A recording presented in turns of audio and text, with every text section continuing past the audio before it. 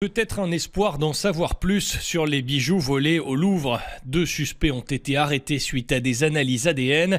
Ils sont actuellement en garde à vue. Que peut-on déjà retenir de leur profil? Réponse du criminologue Éric Philippot, auteur de l'ouvrage Alerte interne. Je pense pas que c'est des braqueurs chevronnés, on va dire. C'est plutôt des délinquants opportunistes.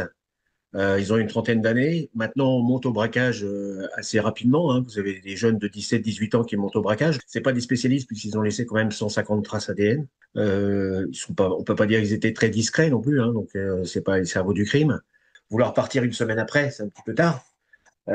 On voit bien que c'est tout ça, ça me paraît assez improvisé en fait. Pour moi, c'est juste une opportunité et je pense qu'ils avaient une information interne. Peut-être, voilà, on verra bien quel employé et quel type d'employé a donné l'information.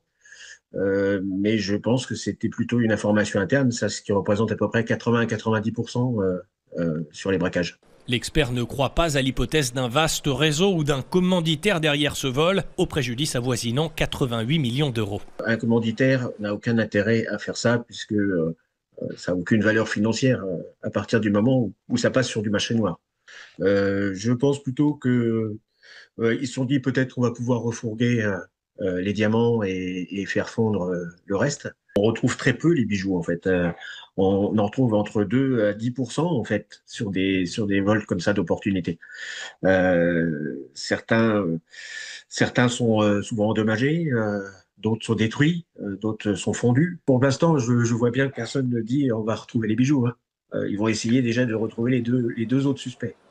Mais ces deux autres suspects, c'est peut-être pas eux non plus qui ont les bijoux et c'est peut-être déjà refourgué, hein.